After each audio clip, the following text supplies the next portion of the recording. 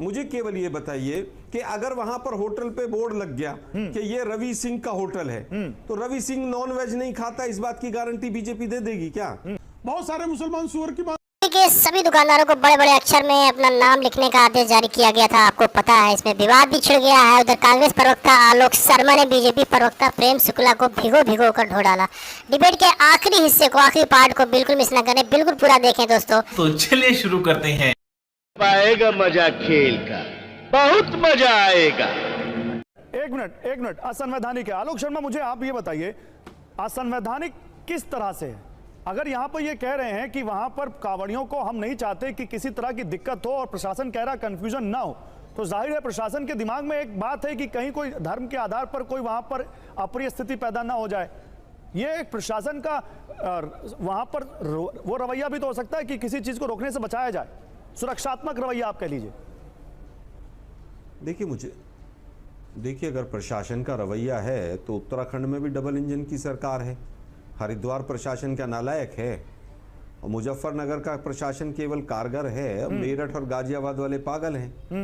उन्होंने क्यों नहीं जारी किया? और केवल यहाँ से हरिद्वार से ही कावड़ लेकर आते हैं सब भक्त।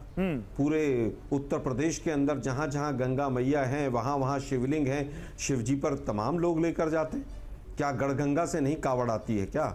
गढ़मुक्तेश्वर से, वहाँ से भी पूरे कावड़िए लोग आते हैं। और कावड़ लेकर गढ़मुक्तेश्वर से लोग पौड़ी में भी जाते हैं, कुमाऊं में भी जाते हैं, पहाड़ में भी जाते हैं, बरेली भी जाते हैं वहाँ से।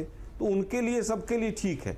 ये मकसद केवल एक था कि एक ऑर्डर निकलवाइए एक अधिकारी से, और जो तमाम इनका जो कचरा चल रहा है, सरफुटअव्वल चल रही है उत्तर प्रदेश से, उससे ध्यान भटेगा। पहला सवाल मेरा, क्या केवल मुजफ्फरनगर के एसएसपी को ही सारी बुद्धि है, बाकी सारे एसएसपी बेवकूफ हैं कि वो हिंदुत्व के खिलाफ हैं क्या वो? पहला सवाल मेरा। दूसरा सवाल मेरा कि क्या 10 साल से पकौड़े तल रहा था पूरा प्रशासन, कि 10 साल तक तो कावड़ चल रही थी, आज आप हिंदू मुसलमान की या किसी भी चीज की आप वहां पर तख्ती लगा लीजिए। तीसरी चीज, अभी अयोध्या हारे तो इन्होंने तो गाने बनाकर कहा कि अयोध्या में अयोध्या वासियों का कोई सामान मत खरीदिए। ऐसे ऐसे गाने बीजेपी के ट्रोल जो थे उन्होंने निकाल दिए। अब मैं केवल ये पूछना चाहता हूं कि क्या पूर्व सांसद जो पहले कहते थे कि इनको इकोनॉमिकली बाइकआउट कर दीजिए, दिल्ली के ही थे परवेश वर्मा, उन्होंने ओपनली कहा था। अभी 2 दिन पहले शुभेंदु अधिकारी की ये थी कि जिसका साथ उसका विकास करो। तो इनका पूरा जो मामला है वो केवल और केवल मुद्दों से भटकाने का है।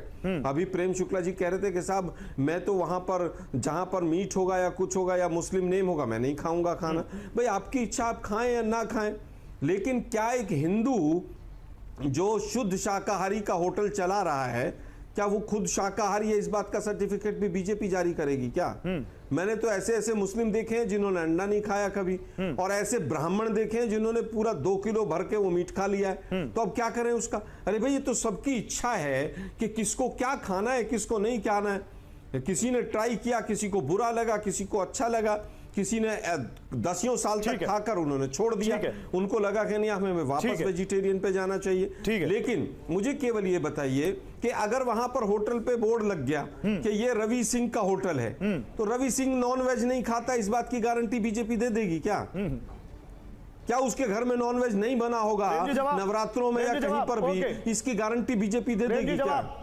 जी, ये बेकार के मुद्दों में उलझाकर रखिए और कहीं ना कहीं समाज में विभाजन पैदा कीजिए, इससे ज्यादा कोई मकसद नहीं। जवाब प्रेम जी जल्दी से, फिर आशुतोष जी के पास जाऊंगा।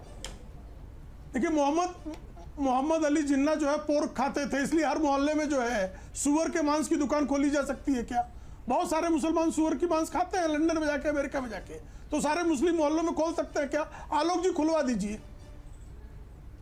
क्या यार, हिंदू मुस्लिम सारा, इसके अलावा कोई दिमाग में ही नहीं है। नहीं खुलवा दीजिए ना, मैं तो आपको कह रहा हूँ ना, खुलवाइए ना। कोई चीज दिमाग में नहीं, खुलवाइए जरा। सीधा मेरा प्रश्न है, पहला सवाल, राहुल जी को भेज के हरिद्वार के डीएम ने यह आदेश क्यों नहीं पारित किया? मोहम्मद अली जिन्ना में ये फैसला क्यों नहीं लागू हो रहा? वो पूछ रहे हैं मेरठ में, गाजियाबाद में, नोएडा में ये फैसला क्यों नहीं लागू हो रहा? यहाँ से लोग कावड़ लेके नहीं जाते क्या?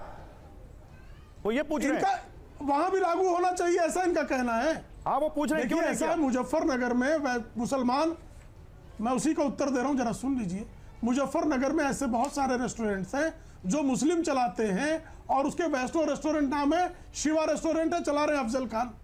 ये जो है हरिद्वार में नहीं है, ये नोएडा में नहीं है। अगर नोएडा में भी ऐसा पाया जाएगा तो वहां भी किया जाएगा। हरिद्वार में भी अगर आलोक जी कुछ रेस्टोरेंट ऐसे दिखाई दे क्या रहे कोई स्टडी वहां भी कराई थी प्रशासन स्टेट जारी कर गवर्नमेंट देगा। ने? इसमें क्या बात है?